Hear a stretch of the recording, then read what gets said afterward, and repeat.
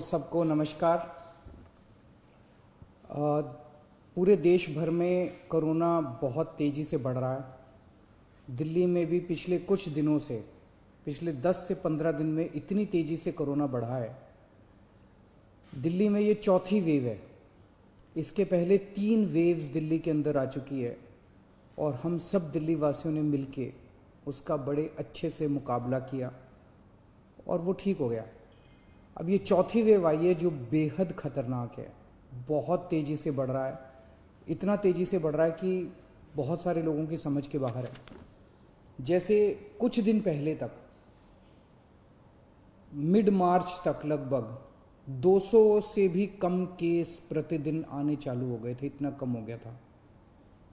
और कल के 24 घंटे की जो रिपोर्ट अभी थोड़ी देर में आज शाम तक पब्लिश होगी, दिल्ली में 10,732 केस पिछले 24 घंटे में आए हैं। 10,732 केस पिछले 24 घंटे में। उसके पिछले 24 घंटे में 7,900 केस आए थे। उसके पिछले 24 घंटे में 8,521 केस आए थे। मतलब आप देखिए कि पिछले 3 दिन के अंदर ही कितनी तेज़ी से बढ़े हैं।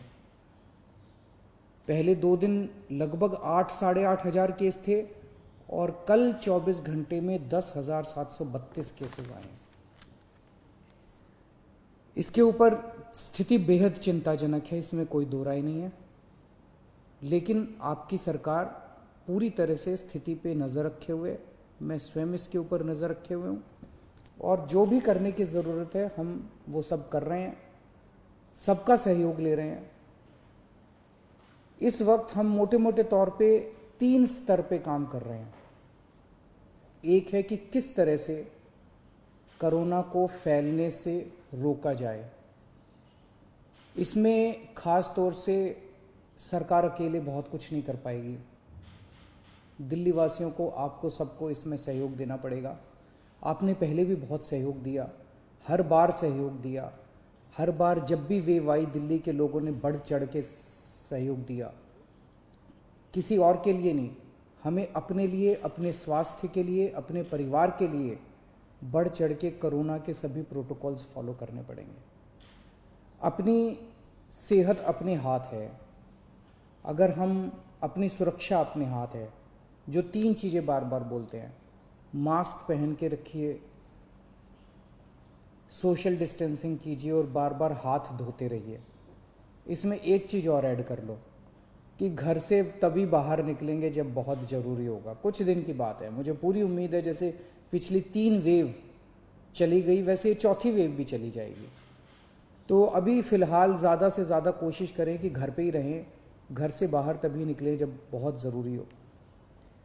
हम लॉकडाउन नहीं लगाना चाहते, लेकिन कल सरकार को मजबूरीवश कुछ रिस्ट्रिक्शंस के ऑर्डर किए गए हैं।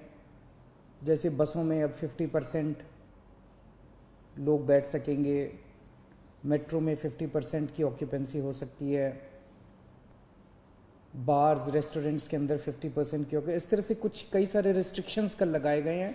आप ही के लिए लगाए गए हैं, आप ही की सेहत के लिए, आपकी सुरक्षा के लिए लगाए गए हैं। आपसे अपील है कि उनको सबको अच्छे से फॉलो करें। तो एक तरफ हम कोरोना को रोकने की कोशिश, स्प्रेड को रोकने की कोशिश कर रहे हैं। दूसरी तरफ इतनी तेज़ी से जब कोरोना के मरीज बढ़ रहे हैं, किसी को कोरोना होता है तो वो फिर या तो होम आइसोलेशन में जाता है और या फिर अस्पताल की तरफ जाता है। हम चाहते हैं, पूरी कोशिश कर रहे हैं और पूरा इंतज़ाम किया है कि जब कोई अस्पताल में जाए, उसे अस्पताल की ज़रूरत पड़े, इलाज की ज़रूरत पड़े, तो उसे दिल्ली के लोगों को बेस्ट से बेस्ट इलाज मिलना चाहिए। किसी तरह की बेड की कमी नहीं होनी चाहिए, ऑक्सीजन की कमी नहीं होनी चाहिए, वेंटिलेटर की कमी नहीं होनी चाहिए। उसका सारा इंतज़ाम हम लोग कर रहे हैं।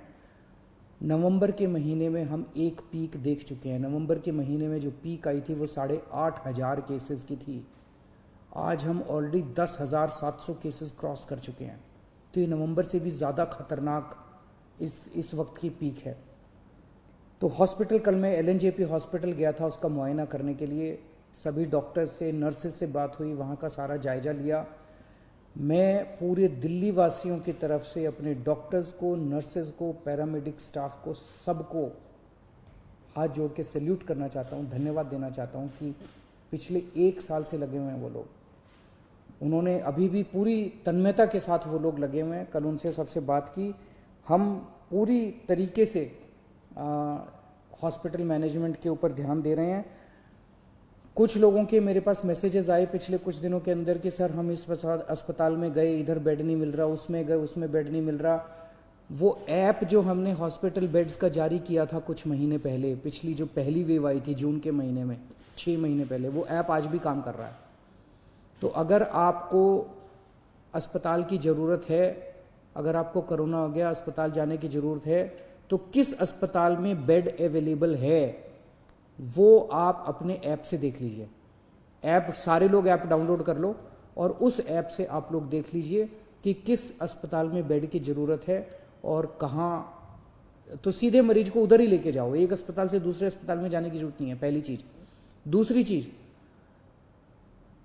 कुछ लोग केवल प्राइवेट अस्पतालों की तरफ दौड़ रहे हैं। प्राइवेट अस्पतालों में बेड थोड़े कम होते हैं।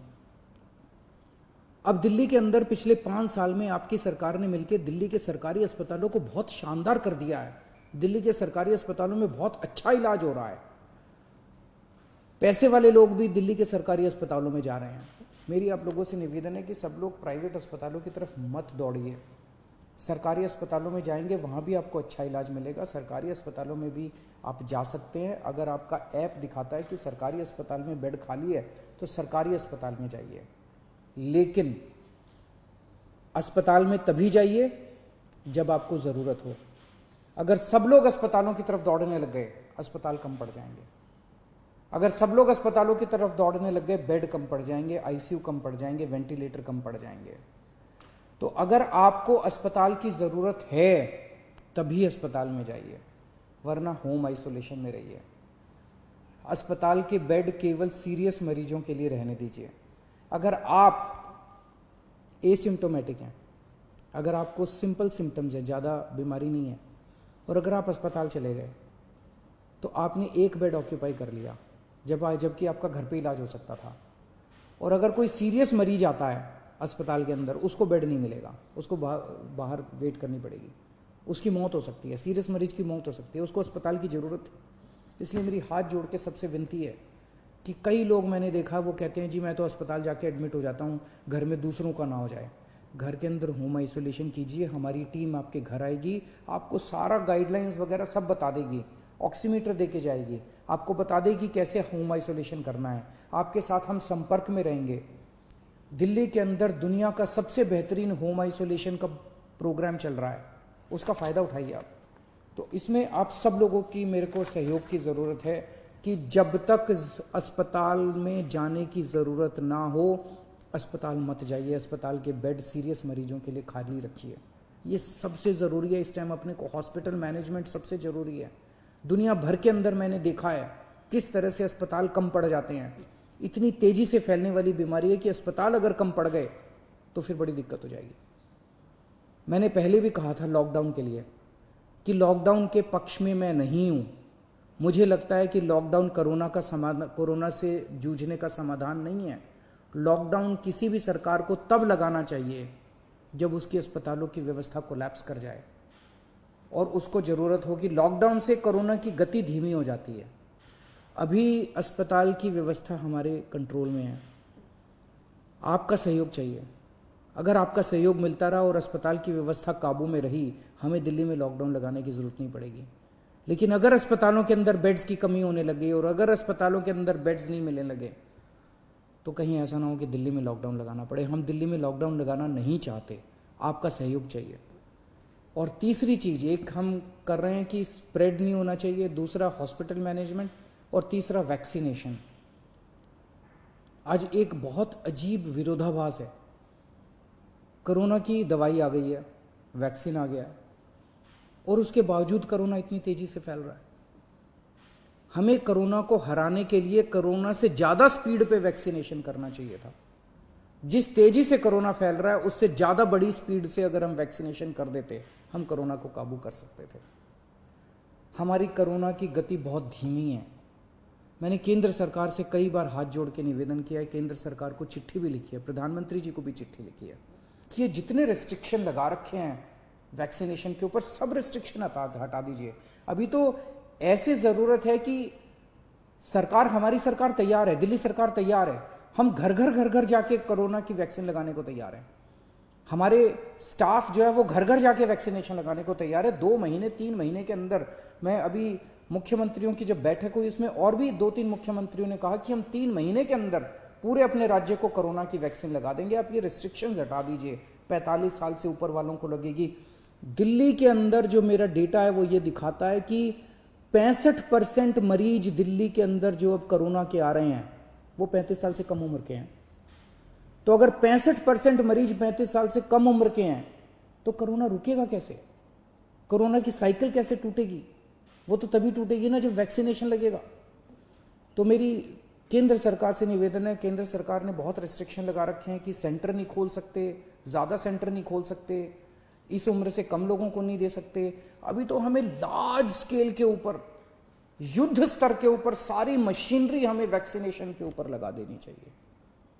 इससे बड़ा विरोधाभास क्या हो सकता है कि हमारी वैक्सीन आ गई और उसके बावजूद हम कोरोना से लड़ रहे हैं, कोरोना इतना तेजी से फैल रहा है। तो अगर हम कोरोना की वैक्सीनेशन बहुत तेज कर दें तो ये इसका एक समाधान हो सकता है।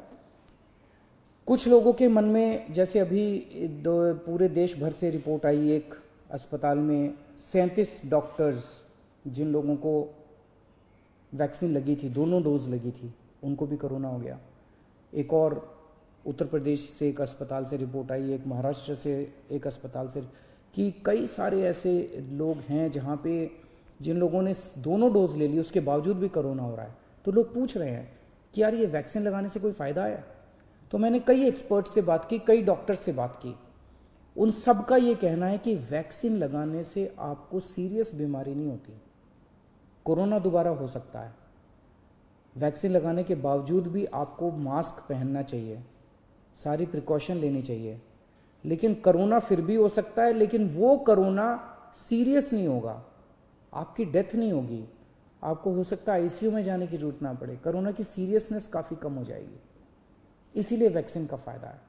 तो जो लोग आज, केंद्र सरकार जब भी इसको खोलेगी रिस्ट्रिक्शंस को, बहुत अच्छी बात होगी, लेकिन जो लोग आज एलिजिबल हैं, 35 साल 45 साल से ऊपर की उम्र के हैं, वो तो कम से कम सारे तुरंत जाके कोरोना की वैक्सीन लगवा लीजिए, अपनी सेफ्टी के लिए, अपने परिवार की सेफ्टी के लिए।